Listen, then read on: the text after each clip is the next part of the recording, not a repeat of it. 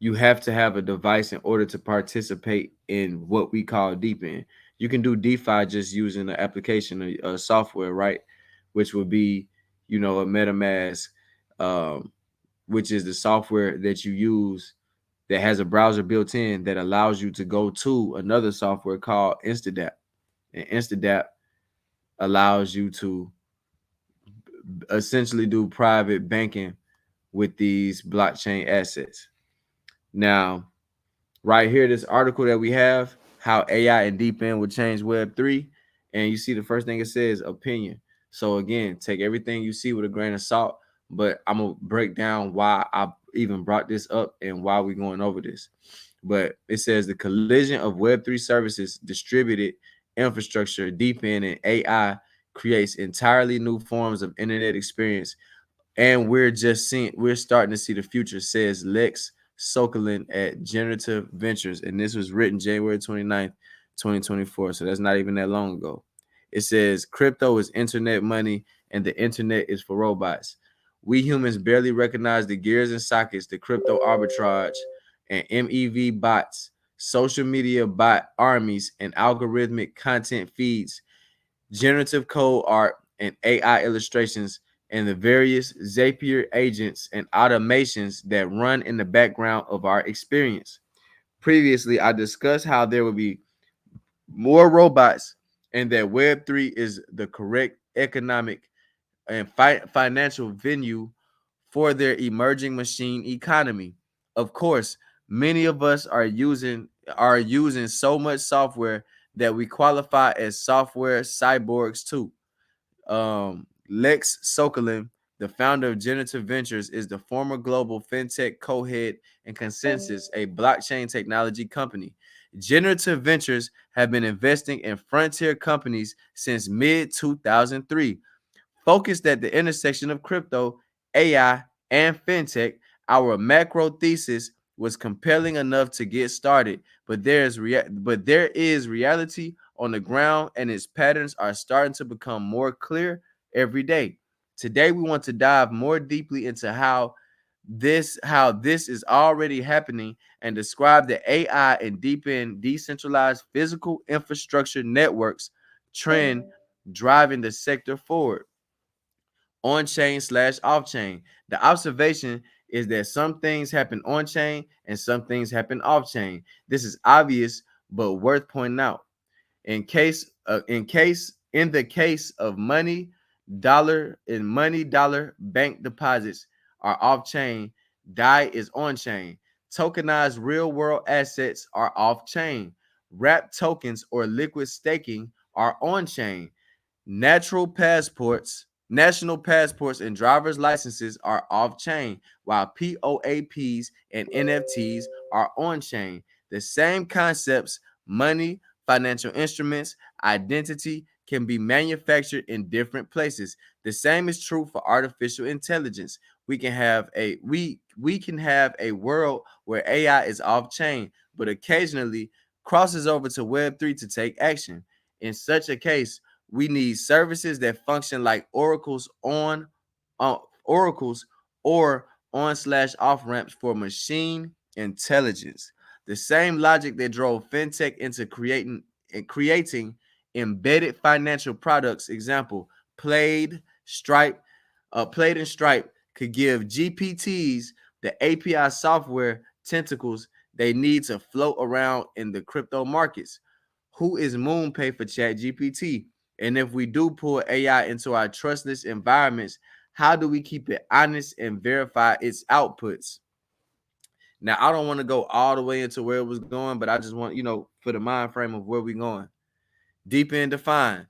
Lower down, the stack is deep in decentralized infrastructure network. The simplest deep ends use coin protocol incentives rather than more modern tokenomics approaches. For example, participating nodes provide hardware storage, compute, GPU, or training data into a network and get rewarded for the work done on their device.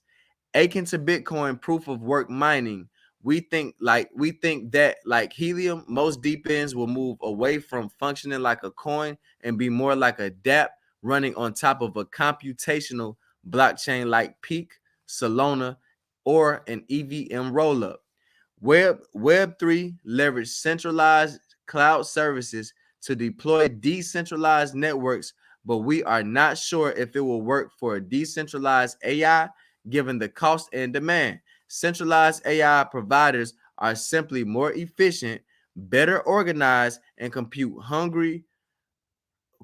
hungry than their protocol first competitors. Therefore, we think that scalable DePINs would be a material resource unlocked for on-chain crypto AI. The other part of DePIN we like is that it onboards machines to Web3 into Web3, and machines will need DeFi and its automated financial products as we access to as we access. Ah man, I messed that all up. I butchered that. As well as access to artificial. I keep that shit makes me think artificial intelligence when I see it. That's crazy. As well as access to intelligence as services. In some far-flung future, decentralized fleets of cars may download the latest self-driving models from DePIN AI networks, maintained by various DAOs and incentivized by tokens. Small experiences in this direction exist already. Further, frameworks connecting, standardizing, and managing populations of AI agents with various goals have started to emerge. Autonolas is one such project, generating bots for trading market participation, as well as deployment and governance procedures. If you want to understand a single agent, remember Bato, a generative AI model that outputs art curated by a DAO, incentivized by a token feedback loop. Or consider Numerai, a hedge fund that runs a token incentivized competition for data scientists to build AI algorithms for trading software brain. There will be many such creatures, for some simple, some complex, and some unfathomable. One last distinction we want to bring up in this scope of AI services: in one scenario, it is a narrow feature to improve applications. Take, for example, a digital wallet, which now sports the ability for conversation about tokens and investment that it holds, or some 10K company filing on a website that you can integrate with a custom financial GPT. While convenient, no industry structure transformation has occurred. Absolutely, there is a world where OpenAI becomes a new iOS, and its GPT store is the new app store. Then the tech company becomes the main conversational interface for accessing machine intelligence applications, which are embedded in its website. The AI is not just a feature, but the new platform for distributing solutions to a variety of general problems. In this scenario, crypto is assumed as one of many AI functionalities.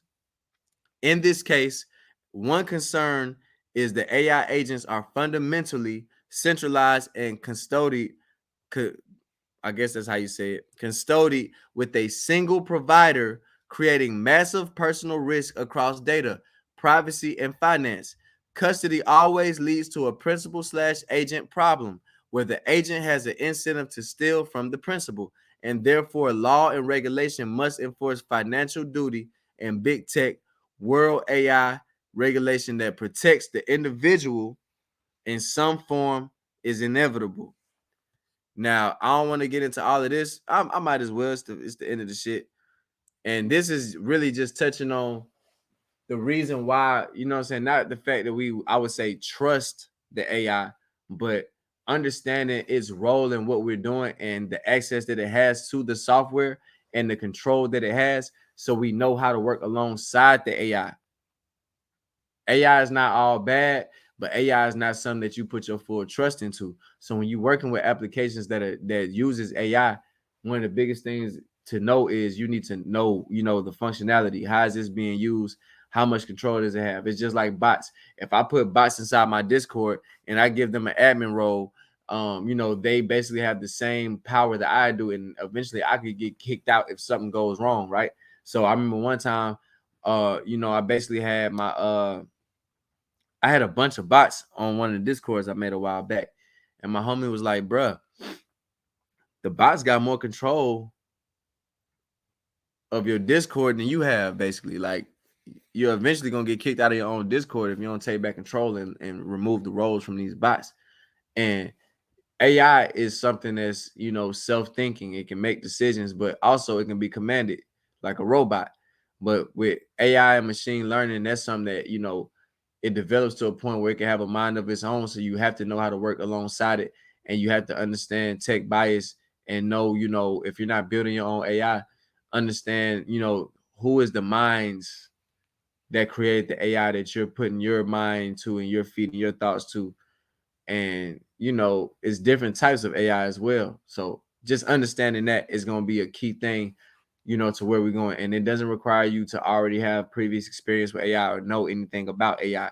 It's more so just paying attention to detail and understanding things like reading these terms and conditions, these privacy policies, because they'll tell you exactly how much control your AI has or how much access it has. Like, for example, I just seen, some about the Copilot with the new Windows, I think Windows 11 Copilot, where they have like basically like the operating system has AI built into it.